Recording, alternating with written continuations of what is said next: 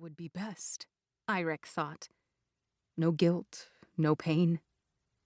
No chance he would kill again. And, since he didn't believe Bjorn's stories about Valhalla, no penalty for dying in his bed. But Liv wasn't having it. "Without Eiric, I never would have made it home," she said. "In the Archipelago, we looked out for each other. If he is in this situation, it is because of me." "Even if he recovers, he cannot be allowed to return to the Archipelago, Haydn." "He can stay here," Liv said. "Who wouldn't choose New Jotunheim over Muckleholm?" "You cannot keep an Asgardian warrior like a pet," Tyra said. "Don't forget, my father was Asgardian too." "Yes," Tyra said. "He was. He provided the spark of divinity we needed. We've all made sacrifices so that you can ascend your rightful throne.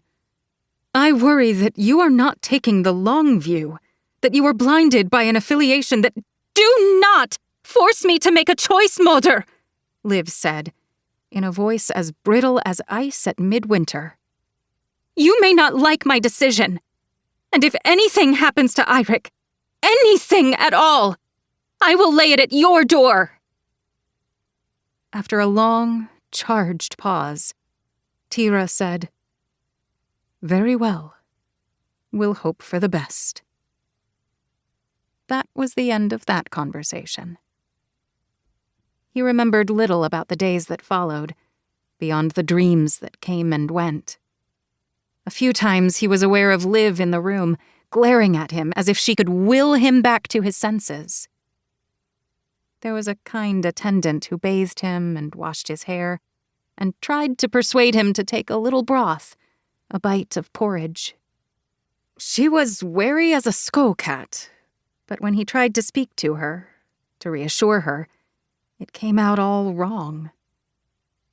Other times, it was Tyra, stirring his thoughts like a poisonous cauldron. "You are a danger to your sister. People blame her for what you did. You stand in the path of her ascent to greatness. The days of the Asgardians are past. You must step aside." "I would never hurt Liv," Eiric said. "You already have. The best thing you could do for her is to leave this world for the next." He couldn't have said for how long he'd drowned in an ocean of regret, with some consciousness of people coming and going. Haydn. Liv was gone. Tyra? Once, Eiric opened his eyes to find a soldier leaning over him, elderflowers pinned to his tunic, a dagger in his hand and death in his eyes. "Troels!" someone hissed. "Leave him be! It's not worth it! He'll be dead soon enough!" Eiric closed his eyes again and waited for the prick of a blade that never came. Until one day a mix of familiar voices called him up from the depths. Liv's and one other. He swam desperately toward the light.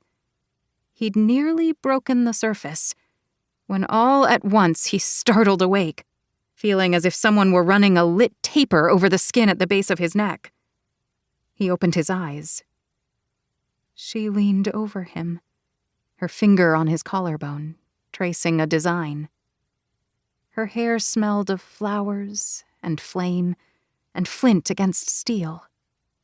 Her face was familiar, bringing memories of healing and kisses and goodbyes. But who was she? "Please," he whispered. "Stay." He grabbed her wrists, so thin and breakable, afraid that she would fade away like every good dream. This was one dream he wanted to live in a little longer. "I'm not going anywhere, Eiric," she said. "But you must let me go."